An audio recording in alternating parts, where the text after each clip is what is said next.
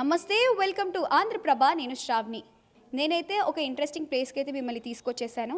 అదే ఇక్కడ మీరు చూస్తున్నట్లయితే శ్రీరామ జన్మభూమి తీర్థక్షేత్ర తెలంగాణ ప్రాంత కార్యాలయం ఆఫీస్ దగ్గరికి అయితే వచ్చేసాము. ఇక్కడ మనతో అయితే ప్రస్తుతం రాజేశ్వర్ రెడ్డి గారు ఉన్నారు. రాష్ట్ర తీర్థ క్షేత్ర సంయోజక్ వారితో మాట్లాడి క్షేత్రం గురించి జనవరి 22న ప్రారంభమయ్యే రామ మందిరం గురించి వారి మాటల్లో మరిన్ని విషయాలు తెలుసుకుందాం. ఇప్పుడు ఎక్కడ చూసినా ఒకటే పేరు, శ్రీరామ జన్మభూమి లేదా రామ్ మందిర్ జనవరి 22, 2024. ఇది అందరికీ గుర్తుకుండిపోయే పేరు.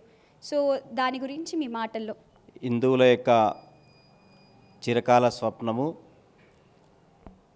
ప్రపంచంలోనే మొదటి నగరము అయోధ్య, మధుర, మాయ, కాశీ, కాంచి, అవంతిక విశ్వనగరముగా మొదటి హిందువుల యొక్క మొదటి నగరంగా బాసిల్లాలని వేదాల్లో కూడా ఉంది, పురాణాల్లో ఉంది.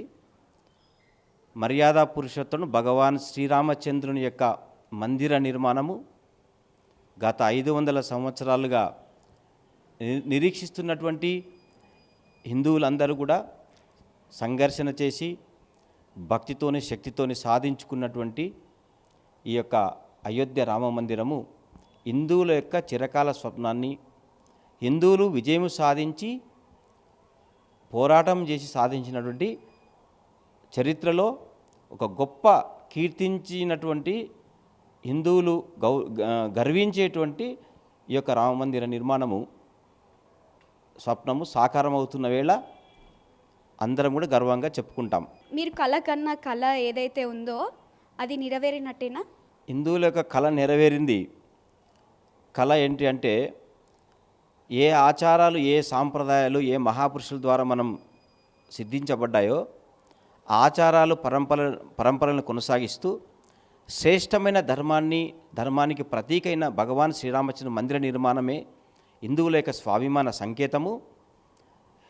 హిందువుల హృదయాల్లో గూడుగట్టుకున్నటువంటి ఆ రామభక్తి ఏదైతే ఉందో, ఆ రామభక్తి, ఆ శక్తి, హనుమశక్తి ఆవహించి దీన్ని సాధించుకుంటాం. కాబట్టి ఎన్నో సంవత్సరాలుగా సంఘర్షణ చేసి సమాజం యొక్క శక్తిని కూడగట్టుకొని అందరి యొక్క సహకారంతో సాధించినటువంటి చారిత్రకమైనటువంటి రామమందిర నిర్మాణము మా హిందువుల యొక్క స్వప్నము. ఇది నేను కాదు, సాధారణమైన హిందువు కూడా గర్వించేటువంటి విషయము. రేపు 22వ తేదీ నాడు మనందరం కూడా సెలబ్రేట్ చేసుకోబోతున్నాం. ఒక దీపావళి వేడుక జరుపుకోబోతున్నాం. సమాజంలో ఎలాంటి స్పందన వస్తుందో మనందరికీ కూడా తెలుస్తున్నది. గతంలో రామమందిర నిర్మాణం కోసం నిధి సేకరణ చేసినప్పుడు కూడా అన్ని రకాల వృత్తుల వాళ్ళు, అన్ని రకాల వాళ్ళు కూలీ పని చేసుకునేటువంటి రామభక్తుడు కూడా నిధిని సమర్పణ చేసుకుని రామభక్తిని చాటుకున్నాడు. ఇది మామూలు పోరాటం కాదు, మామూలు విజయం కాదు. ఇది హిందువులు అందరూ కలిసి సాధించినటువంటి విజయంగా ఇది వేడుకగా జరుపుకుంటున్నాం. రామ జన్మభూమి ఏదైతే నిర్మాణం పూర్తయిందో ఆ మందిరం ఈ దేశానికి ఏ మెసేజ్ ఇవ్వబోతుంది? భగవాన్ శ్రీరామచంద్రుని యొక్క మందిర నిర్మాణం ఏదైతుందో ఇది హిందువుల యొక్క స్వాభిమాన సంకేతము. ఈ జాతి పునర్నిర్మాణము, ఈ దేశము ధర్మానికి ప్రతీక రాముడు అన్నప్పుడు రాజు ఎలా ఉండాలి, ఒక కుటుంబం ఏ విధంగా ఉండాలి, మన జాతి కుటుంబం యొక్క పరంపర. కాబట్టి అందరినీ కలిపి ఉంచేటువంటి పరంపర, అందరూ కలిసి ఉండే పరంపర, అందరూ బాగుండాలని కోరుకునే పరంపర. కాబట్టి ఇదంతా కూడా భగవాన్ శ్రీరామచంద్రుని యొక్క పరంపర. కాబట్టి ఆ విధంగా అందరూ ఉండాలని మేము కోరుకుంటున్నాము. కాబట్టి ఇది ఒక హిందువులకు సంబంధించిన విషయమే కాదు, ప్రపంచ మానవాళి శ్రేయస్సుకు ఉపయోగపడే రామ మందిరము. ఇది మందిరం కాదు, అందరి యొక్క స్వాభిమానము. అలాంటి గొప్ప మహాపురుషుల్లాగా అందరూ ఉన్నప్పుడు ఈ ప్రపంచము సుభిక్షంగా ఉంటుంది. విశ్వ హిందూ పరిషత్ యొక్క కళ నెరవేరినట్టేనా? ఈ దేశ హితం కోసము, సమాజ హితం కోసము పనిచేస్తున్నటువంటి ధార్మిక సామాజిక సేవా సంస్థ. సమాజంలో ఏ సమస్యలైతే సమాజాన్ని పట్టి పీడిస్తున్నాయో, కొండల్లో కోనల్లో నివసిస్తున్నటువంటి ప్రజలు కూడా రాముణ్ణి ఆరాధిస్తున్నారు, రాముణ్ణి భగవాన్ శ్రీరామచంద్రుని పూజిస్తున్నారు. కాబట్టి సేవాహి పరమోధర్మ సేవా కార్యక్రమాల ద్వారా ఈ సమాజంలో ఒక మంచి సంస్కారాలు నింపుతూ సేవా సురక్ష సంస్కార్ అనే పేరుతోని విశ్వ హిందూ పరిషత్తు సమాజ శ్రేయస్సు కోసం పనిచేస్తున్నటువంటి సంస్థ. కాబట్టి కళ నెరవేరింది నిజమే, కానీ ఈ దేశంలో చాలా గ్రామాల్లో కూడా చాలా దేవాలయాలు కూడా ఉన్నాయి. ఆ దేవాలయాలు ధూపదీప నైవేద్యాలకు నోచుకోకుండా ఉన్నాయి. దేవాలయం అనేది ఒక సప్త సంతాన విధి, హిందువుల యొక్క శ్రద్ధా కేంద్రము. ఆ దేవాలయాన్ని కూడా పునర్నిర్మాణం కావాలి. దేవాలయంలో అందరూ కలిసి సామూహికంగా సత్సంగం లాంటి మంచి కార్యక్రమం పెట్టుకొని, దేవాలయం అంటే ఒక గ్రామము సుభిక్షంగా ఉండాలి, ఆ గ్రామం మంచిగా కావాలి అని. ఒక దేవాలయం అంటే మదనోన్ మాలవ్య గారు చెప్పారు, గ్రామే గ్రామే సభా కార్య, గ్రామే గ్రామే కథాసుధా, పాఠశాల మల్లశాల, ప్రతి పర్వ మహోత్సవాహ.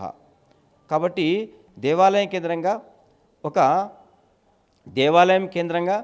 ఒక మల్లశాల, మల్లశాల అంటే వ్యాయామశాల, ఒక వైద్యశాల, ఒక యోగశాల, ఒక న్యాయశాల, ఒక భజనశాల, ఒక భోజనశాల, ఇది దేవాలయం అంటే. కాబట్టి దేవాలయం కేంద్రంగా ఇలాంటివి చాలా ఉన్నాయి. ఈ సమాజంలో చాలా సమస్యలు ఉన్నాయి. ఆ సమస్యలను పరిష్కరించడం కోసం విశ్వ హిందూ పరిషత్తు పనిచేస్తూ ఉంటుంది.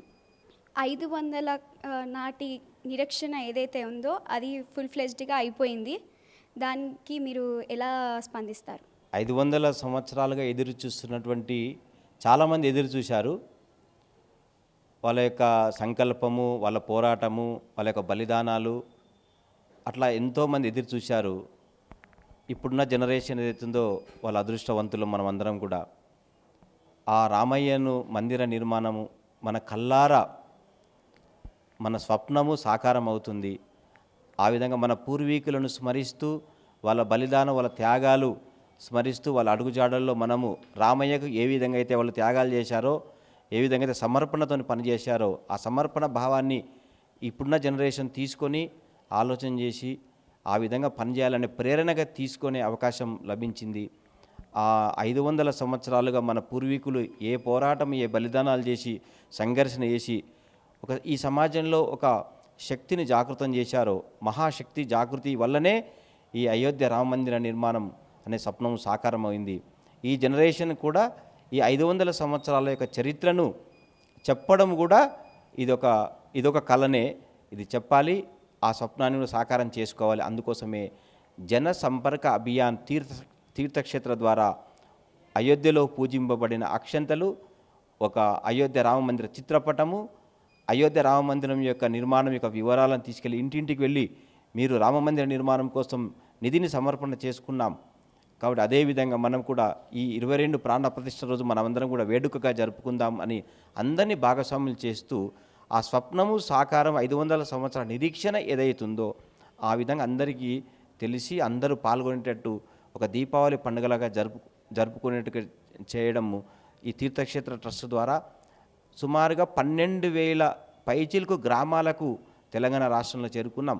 మీరు ఏ గ్రామం వెళ్ళినా కూడా శోభయాత్ర, మంచి భజన చేస్తూ తరించి అలుకులు, సాన్పులు, ముగ్గులు వేసుకొని ప్రతి ఇంటి మీద జై శ్రీరామ్ అని పెట్టి, తర్వాత జై శ్రీరామ్ అని రాసుకొని శ్రద్ధగా భక్తితోని ఆ విధంగా తన సొంత ఖర్చు డబ్బులు భరించి కూడా వాళ్ళు భక్తితోని చాలా గొప్పగా ఒక గ్రామంలో రాముడే రామాంబజే రఘు రామాంబజే, మన రాముడు వస్తున్నాడు రామాంబజే, వీధి వీధి తిరిగి రామాంబజే, మన వీధికి వస్తున్నాడు రామాంబజే, గుడి గుడి తిరిగి రామాంబజే, మన గుడికి వస్తున్నాడు రామాంబజే అని 1984 రామజానకి రథయాత్రలప్పుడు ఏ విధంగా అయితే రామజానకి రథయాత్ర ఇటుకల పూజలు జరిగినప్పుడు ఏ విధంగా అయితే ఆబాల గోపాలం తండోపతండాలుగా వచ్చారో ఆ విధంగా అంతకన్నా బాగా ఇవాళ ఆ ఆనందభరితులై రాముని యొక్క ఆ రామనామాన్ని స్మరిస్తూ అందరూ కూడా బచ్చా బచ్చా రాముక జన్మభూమిక కాముక అని ఆ తరంగాల రూపంలో, ఆ ఎగిసిపడుతున్న అలల రూపంలో ఆ ఊరు గ్రామంలో జై శ్రీరామ్ అని చెప్పేసి ఉత్సాహంతో పరిగెడుతూ అందరూ కూడా భాగస్వాములు చేసింది ఈ 500 సంవత్సరాల చిరకాల స్వప్నం అయిన అయోధ్య రామ మందిర నిర్మాణం భవ్యంగా దివ్యంగా నిర్మాణం చేసుకుంటున్నాం. ఆ విధంగా తరిస్తున్నట్టు హిందూ సమాజము ఒక దీపావళిని మనము జరుపుకుంటున్నాం. తీర్థక్షేత్ర పర్సన్గా మీరు ఇక్కడ హైదరాబాద్లో ఎలాంటి ప్రోగ్రామ్స్ కండక్ట్ చేయబోతున్నారు? ఎలాంటి సెలబ్రేషన్ ఉండబోతుంది హైదరాబాద్లో? తీర్థక్షేత్ర ద్వారా మనకు వచ్చినటువంటి అఖిల భారత స్థాయిలో అయోధ్య రామమందిర నిర్మాణము తీర్థక్షేత్ర ట్రస్ట్ ద్వారా పూజ్యనీయ స్వామీజీలు ధర్మాచార్యులు ఇచ్చినటువంటి పిలుపు మేరకు ఈ తెలంగాణ రాష్ట్ర తీర్థక్షేత్ర సంయోజకగా ఒక టీం ఫామ్ చేసుకొని ప్రతి జిల్లాకు కూడా తీర్థక్షేత్ర సంయోజక నియుక్తి చేసుకొని జట్టుగా ఆ విధంగా అన్ని జిల్లాలు, అన్ని మండలాలు, అన్ని గ్రామాల వరకు అక్షంతలు వితరణ చేసినాం. ఒక కార్డు, ఒక కరపత్రం కూడా ఇచ్చాము. స్థానికంగా భక్తిని, వాళ్ళ యొక్క శక్తిని అక్కడ కూర్చొని రకరకాల కార్యక్రమాలు యోజన చేసుకున్నారు. రేపు 22వ తేదీ ప్రాణ ప్రతిష్ఠ రోజు అందరినీ కూడా ఇల్లు శుభ్రం చేసుకోవాలి, అందరూ తలస్నానం చేసి మందిరం కేంద్రంగా అందరం కలవాలి, ఏకత్రితం కావాలి. మందిర కేంద్రం కలిసి శ్రీరామ జయ రామ జయ జయ రామ 108 సార్లు నామస్మరణ చేస్తూ హనుమాన్ చాలీసా పారాయణము, రామరక్షాస్తోత్రం కూడా చదవాలి. సంకీర్తన, దేవాలయం కేంద్రంగా సంకీర్తన, సామూహిక హారతి, ప్రసాద వితరణ, ఇదొక కార్యక్రమం. దేవాలయ కేంద్రంగా ప్రొజెక్టర్ పెట్టి దూరదర్శన్ లైవ్ ప్రసారాన్ని టెలికాస్ట్ ఉంటుంది కాబట్టి ఆ లైవ్ ప్రోగ్రాన్ని సామూహికంగా చూడాలి. సాయంత్రము 5 దీపాలు వెలిగించాలి అని చెప్పేసి పంచభూతాలను ఆహ్వానిస్తూ 5 దీపాలు వెలిగించి దీపావళి పండుగలాగా జరుపుకోవాలి అని. ఈ 5 దీపాలు ఎందుకంటే ఆ రామజ్యోతులు 5 దీపాలు వెలిగించి ఆ విధంగా రామభక్తిని చాటుకోవాలి. ఇది సీతమ్మ అనుచరులైన తల్లులు, ఆ అమ్మలు ఇంటి కేంద్రంగా 5 దీపాలు వెలిగించాలని తీర్థక్షేత్ర ద్వారా ఈ 3 ఉదయం దేవాలయంలో కలవడము, సంకీర్తన, ప్రసాదము వితరణ, ఆ తర్వాత ప్రొజెక్టర్ ద్వారా లైవ్ టెలికాస్ట్ చూడాలి, సాయంత్రము దీపాలు వెలిగించాలి. ఈ విధంగా తీర్థక్షేత్ర ద్వారా ఈ 3 కార్యక్రమాలు యోజన చేయడం జరిగింది. ఇప్పటికే గ్రామాల్లో మనము ఊహించినట్టుగా ఒక నగర సంకీర్తన చేయడము, ఇక్కడే భాగ్యనగర్ అల్వాల్లో ఒకరోజు ముందుగానే 10 గంటలకు ప్రారంభం చేసి 22 వరకు వాతావరణాన్ని క్రియేట్ చేయడం కోసం ఏకాహం చేస్తున్నారు. 24 అవర్స్ ఆపకుండా శ్రీరామ జయ రామ జయ జయ రామ అని ఏకాహం చేస్తున్నారు. ఇట్లా అన్నదాన కార్యక్రమాలు అయితే చాలా గ్రామాల్లో స్వచ్ఛందంగా అందరూ ఏకమై కూర్చొని యోజన చేసుకొని సంక్రాంతి పండుగకు అందరూ కలిశారు. ఈ రాముని యొక్క కృప కటాక్షము ఉంది అందరికీ. సంక్రాంతి పండుగ మనకు అదృష్టంగా భావిస్తూ అందరూ కలిశారు. ఆ పండుగలో అందరూ కలుసుకొని ఏమేం చేద్దాం అనుకున్నారు. ఈపాటికే గ్రామాల్లో ధ్వజాలతో అలంకరణ చేసుకున్నారు, దేవాలయ అలంకరణ చేసుకున్నారు, అన్ని ప్రొజెక్టర్లు మాట్లాడుకున్నారు, తర్వాత ప్రసాదం అన్నదానం మాట్లాడుకున్నారు. అన్ని చోట్ల అన్నదానము, శోభయాత్రలు, దీపాలు సేకరణ అవన్నీ కూడా సమాయత్తం చేసుకున్నారు. చాలా భాగ్యనగర్ నగరంలో మాకు 90 పైన మనం ప్రఖండాలు అంటున్నాం. సుమారుగా కొన్ని వేల స్థలాల్లో కూడా భాగ్యనగర్లో ముస్తాబైనటువంటి దేవాలయాలు మనం చూస్తున్నాం. అన్ని బస్తీలలో కూడా ఈ యొక్క కార్యక్రమాన్ని నిర్వహిస్తున్నాం. కాబట్టి అంగరంగ వైభవంగా భాగ్యనగరం ముస్తాబు అవుతున్నది. అమ్మవారు భాగ్యలక్ష్మి అమ్మవారే మనకు ఆశీర్వాదం ఇస్తుంది ఆ దీపాల వెలుతురులో. కాబట్టి అమ్మవారి యొక్క కటాక్షము ఉండాలని ఈ యొక్క భాగ్యనగరంలో చాలా బాగా జరుగుతుంది. భాగ్యనగరమే కాదు, యావత్ ప్రపంచమే జరుగుతుంది.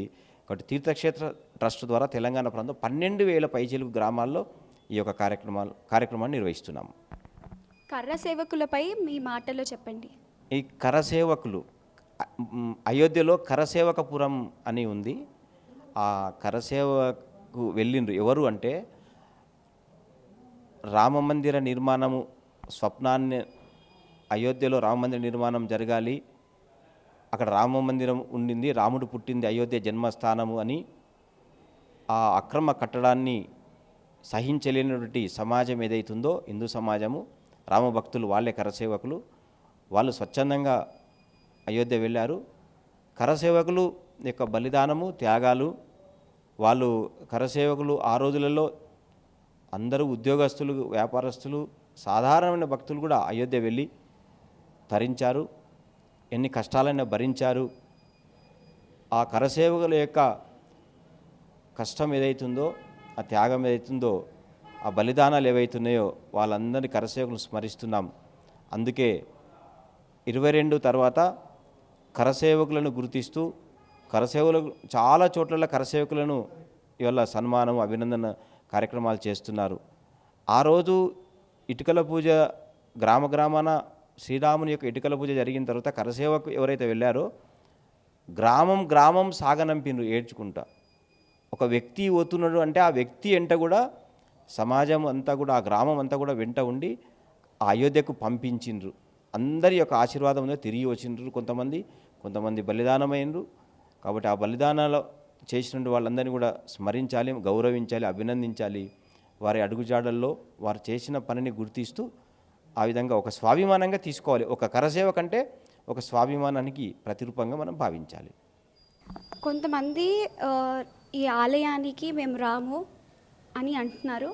వాళ్ళ గురించి మీరేమనుకుంటారు? ఆలయానికి అయోధ్యకు వెళ్ళని వాళ్ళ కోసము ఇక్కడ కూడా వ్యవస్థ చేశాం. తీర్థక్షేత్ర ద్వారా ప్రతి గ్రామంలో కూడా దేవాలయ కేంద్రంగా సంకీర్తన ఉంది. దేవాలయ కేంద్రంగా ప్రొజెక్టర్ పెడుతున్నాము. వాళ్ళు దేవాలయానికి రావాలి, ప్రొజెక్టర్లో చూడాలి. వాళ్ళు కూడా తరించే అవకాశాన్ని తీర్థక్షేత్ర కల్పించింది. అయోధ్య వెళ్ళకపోవచ్చు, వాళ్ళకు వీలు కాకపోవచ్చు అంత దూరము. కాబట్టి ఆ వెళ్ళని వాళ్ళ కోసం కూడా స్థానికంగా వాళ్ళు ఎక్కడైతే ఉన్నారో అక్కడ కూడా ఈ యొక్క మందిర కేంద్రంగా ఈ కార్యక్రమం నిర్వహించుకుంటున్నాము. ఆ కార్యక్రమం కూడా వాళ్ళకి వెళ్ళే అవకాశం ఉంది. వాళ్ళు కూడా పాల్గొనవచ్చు. రామ మందిరం అయితే పూర్తయిపోయింది. అందులో ఇంకొకటి ఏంటి అంటే మన ఇండియాని భారత్ అనే పేరుగా మార్చేశాము. సో మీ నెక్స్ట్ టార్గెట్ ఏమై ఉంటుంది? హిమాలయం సమారభ్యం యావత్ హిందూ సరోవరం తం దేవనిర్మితం దేశం హిందూస్థానం ప్రచక్షతే అని వేదాల్లో ఉంది. కాబట్టి హిమాలయాలు మొదలుకొని సింధు సాగరం వరకు ఉన్నటువంటి దేవనిర్మితమైన భూభాగం ఏదైతుందో అది హిందూస్థానం అంటున్నారు. ఇది భారతదేశం, భరతుడు పరిపాలించిన భారతదేశం. కాబట్టి భారతదేశం అని పిలిపించుకుంటే బాగుంటుంది. మన అమ్మను అమ్మ అంటాం, అట్లా మన దేశాన్ని కూడా భారతదేశం అని పిలిస్తే, అమ్మను అమ్మ అని పిలిస్తే ఎంత మధురంగా ఉంటుందో, ఎంత ఆప్యాయత ఉంటుందో. నా దేశాన్ని ప్రేమిస్తూ నా దేశాన్ని కోసం పనిచేస్తూ భారత్ అని చెప్పేసి భారతదేశం అంటే చాలా బాగుంటుంది. సో మీ మాటల్లో లాస్ట్గా ఫైనల్ 22nd రోజున ప్రేక్షకులకి ఏం చెప్పబోతున్నారు? మనం శ్రీరామనవమి, హనుమాన్ జయంతి, అన్ని పండుగలు, అన్ని తిరునాళ్ళు, అన్ని రకాల పండుగలు చేసుకునే సాంప్రదాయం ఉంది. హనుమంతుడు ఏ విధంగా అయితే రామకార్యం కోసం తన యొక్క శ్రేష్టమైన వ్యక్తుల దగ్గరికి వెళ్ళి సేవ చేసుకున్నాడు. కాబట్టి మనం అందరం కూడా శ్రీరామనవమి, కృష్ణాష్టమి, అన్ని పండుగలు, దీపావళి పండుగలు ఏ విధంగా చేసుకుంటామో అయోధ్యలో భవ్యమైన దివ్యమైన రామమందిర నిర్మాణము, హిందువుల యొక్క స్వప్నము సాకారము. ఒక హిందువునని గర్వించు, హిందువుగా జీవించు, హిందువుగా గర్వించాలి, హిందువుగా జీవించాలి. ఏ విధంగా జీవించాలి అంటే ఒక హిందువుగా రాముడిలాగా జీవించాలి అనే విశ్వాసాన్ని మనము ఆ విధంగా 22వ తేదీ దేవాలయం కేంద్రంగా అన్ని గ్రామాల్లో చేసుకుంటున్నాం. అన్ని గ్రామాల్లో దేశవ్యాప్తంగా, ప్రపంచవ్యాప్తంగా ఒక దీపావళి వేడుకగా జరుపుకుంటున్నాం. కాబట్టి బచ్చా రాముక జన్మభూమిక కాముక 22వ తారీఖు నాడు ఒక దీపావళి పండుగలాగా మనం జరుపుకుంటున్నాం.